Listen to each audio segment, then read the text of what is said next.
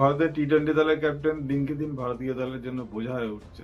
Rohit Sharma captaincy ছেড়ে দেওয়ার পরে সূর্যকুমার যাদবকে ক্যাপ্টেন্সি দেওয়া হয়। সূর্যকুমার যাদব ক্যাপ্টেন্সি পাওয়ার পরে এখনো পর্যন্ত ভারতকে 36টা ম্যাচে নেতৃত্ব দিয়েছে। 36টা ম্যাচের মধ্যে 27টা ম্যাচ ভারত জিতেছে, উইনিং পার্সেন্টেজ প্রায় 81। কিন্তু সূর্যকুমার যাদবের ব্যাটিং গড় একদম বিলো অ্যাভারেজ।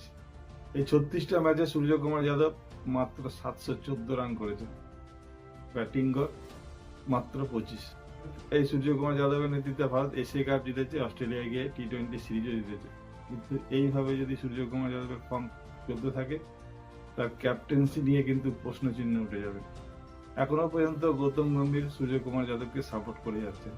সূর্যকুমার যাদব যদি ব্যাটিং এ উন্নতি না করেন, সম্ভবত সূর্যকুমার যাদবের থেকে মনে হয় গৌতম গম্ভীর একদিন ক্যাপ্টেন্সিটাও কেড়ে নেবে।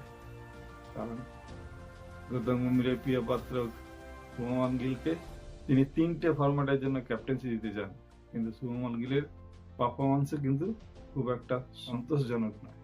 বর্তমানে এই দুজনের যা পারফরমেন্স, তারা সাধারণত দলেই আছেন না, কিন্তু এই একজন ভারতের কোচ হয়ে বসে আছেন।